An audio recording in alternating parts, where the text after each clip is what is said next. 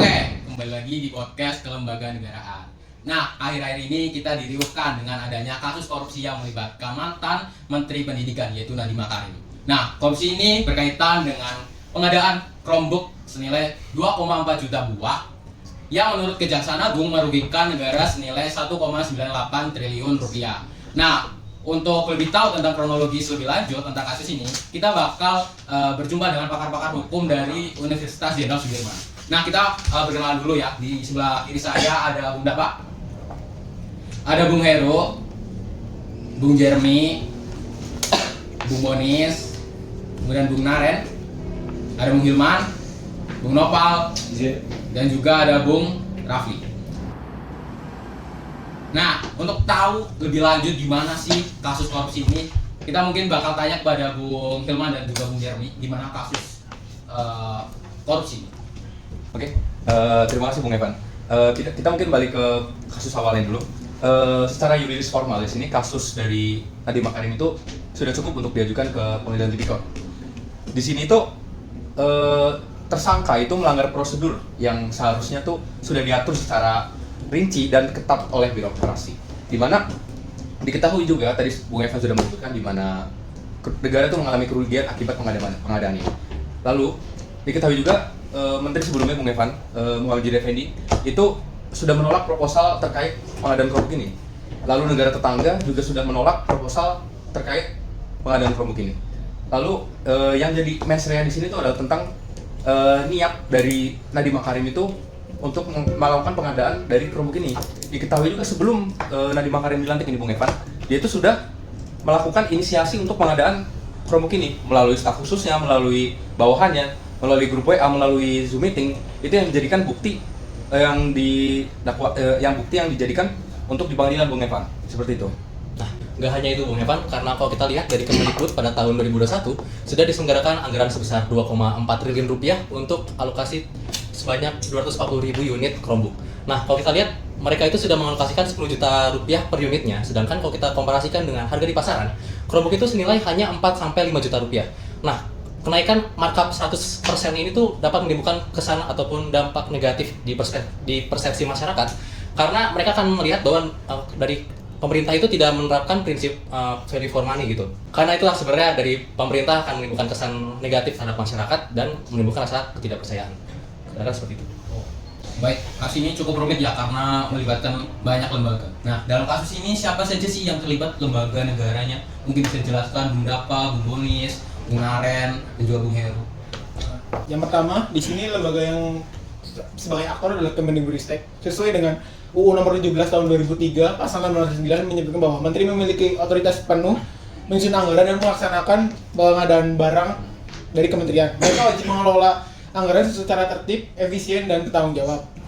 Prinsip efisiensi ini adalah kunci dalam konteks pengadaan Chromebook ini. Kemendikbudristek lah yang punya kewajiban hukum untuk memastikan bahwa setiap rupiah dari APBN digunakan secara maksimal untuk negara ini. Oke, mungkin aku mau lanjut lagi ya. Setelah ada Kemendikbud itu ada LKPP. Nah, LKPP itu sendiri memiliki tanggung jawab menurut pasal 9 Perpres nomor 16 tahun 2018 itu untuk bertanggung jawab penuh untuk mengembangkan dan mengelola sistem e-katalog. Jadi ibaratnya kayak e-commerce untuk negara ini ya. Nah, secara yuridis mereka itu bukan sekedar jadi membuat aplikasinya, tapi mereka tuh harus menjamin sistemnya agar sesuai dengan pasal 6, yaitu penerapan prinsip efisiensi dan akuntabel.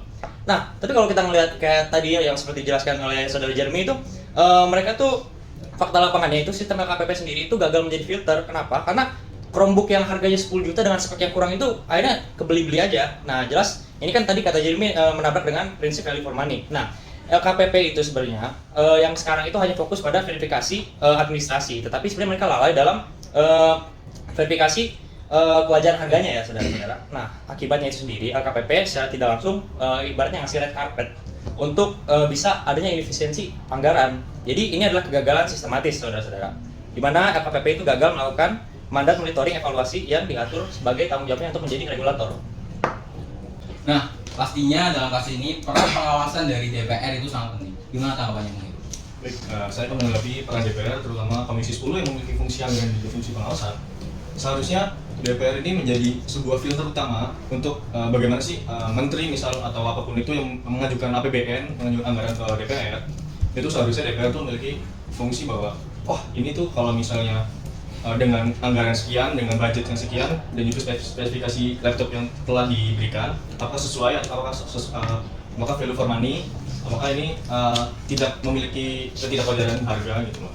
Tetapi DPR malah mengabaikan fungsi ini dan juga membuat publik panas, di mana publik mengetahui bahwa terjadi indikasi korupsi yang dilakukan oleh menteri saat itu Nadiem Makarim, di mana DPR dianggap lalai dan juga tidak menjalankan tugasnya. Seharusnya DPR ini memiliki wewenang untuk memanggil menteri yang bersangkutan, memanggil LKPPN, dan juga memanggil auditor untuk mengklarifikasi bahwa harga yang telah diberikan dan juga diajukan oleh menteri ini sesuai atau enggak gitu. Baik. Mungkin dari Bung Dapak tanggapannya. Nah, kalau sudah terjadi ketidakefisiensi, siapa sih lembaga yang turun tangan? Nah, di sini ada dua lembaga pembersih, yaitu BPK dan KPK. BPK ini bagiannya adalah audit kerugian negara berdasarkan Undang-Undang Nomor 15 Tahun 2004. Begitu ada laporan tidak efisiensi gila-gilaan, BPK masuk nih, apakah dana yang dikeluarkan itu sesuai dengan asas efisiensi. Di situ nanti BPK yang bakal menghitung kerugian. Kemudian ada KPK. Nah, KPK itu dia lebih fokus pada niat jahat, seperti korupsi atau nanti kalau jika BPK menemukan maka KPK akan menyelidiki apakah ini cuma lalai atau ada unsur suap atau nanti ada niat memperkaya diri dari pelaku. Jadi dua lembaga ini adalah pertahanan terakhir untuk pengembalian uang rakyat agar peruntukannya kembali demi kesejahteraan rakyat. Baik, nah kasus ini cukup merugikan negara ya. Nah, bagaimana sih cara agar kasus ini tidak terjadi lagi? Mungkin Bung Nopal dan juga Bung Rapli bisa berpendapat. Baik, terima kasih ya Bung Evan, izin semuanya. Mungkin pertama kita harus bahas dari perencanaannya ya, dimana pada awal sebenarnya ada perencanaannya. Di sini perencanaannya itu seharusnya dari Kemendikbud itu sudah melakukan survei di pasar berapa harga dari Chromebook itu sendiri. Dimana harga pasarnya sekitar 4-5, sedangkan dari vendor 10 juta itu gapnya tuh sangat-sangat besar ya. Lalu juga dari penerapan penggunaan dari Chromebook itu sendiri itu juga perlu mungkin seharusnya dalam pelaksanaannya itu dimana Chromebook itu sangat perlu sinyal, jadi harus diberikan di daerah-daerah yang memiliki akses untuk sinyal. Dimana kita dari beberapa yang dari kita lihat di sini penerapan Chromebook itu di tempat yang tidak ada sinyal, jadi tidak bisa menggunakan secara maksimal dari Chromebook sendiri seperti itu. Di sini saya akan menambahi berkomentar tentang sistem yang ada di dalamnya. Ada dua sistem di sini, yang mana yang pertama itu dari dalam DPR itu sendiri. Nah, dari dalam DPR itu sendiri kita mau mengenai pengawasan yang telah disebutkan oleh Bung Heru dan Bung Narendra tadi, bahwa DPR di sini sebagai sistem lembaga pengawasan, di mana mereka akan mengawasi anggaran yang ada di pengajuan itu sendiri. Jadi mereka tidak sewenang-wenang untuk mematokkan harga. Nah, di sini fungsi DPR adalah untuk mempertanyakan spesifikasi seperti apa yang cocok untuk harga 10 juta. Itulah yang pengawasan yang kita mau. Nah, yang kedua yaitu adalah LKPP. Selain yang dijelaskan oleh Bung Narendra tadi, ada sistem yang saya rasa perlu, yaitu adalah ceiling price, di mana harga ada batasan harga di situ. Pada akhirnya vendor tidak semena-mena untuk mematokkan harga dengan dalih TKDN. Nah, dengan ada dua pengawasan tersebut, saya kira akuntabilitas dan transparansi akan ada di situ. Begitu, Bung Evan. Bung Evan, mungkin seharusnya tuh izin nambahkan Bung Nopal, seharusnya tuh perencanaan yang dilakukan oleh kementerian itu dilakukan saat dia sudah menjadi menteri, bukan begitu Bung Nopal? Iya, benar sekali. Itu mungkin sebutannya malah prohibita, di mana itu nggak merugikan orang lain tapi itu dilarang oleh hukum. Mungkin itu Bung Evan.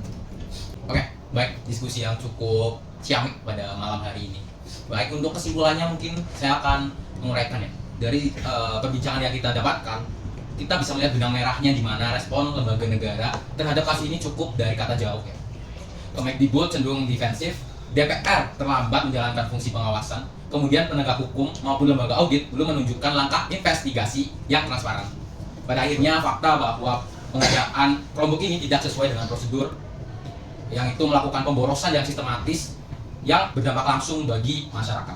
Nah, semoga diskusi ini bisa membuka mata kita bahwa akuntabilitas Bukan hanya soal ada atau tidak ada barang, tapi apakah anggaran negara digunakan dengan benar.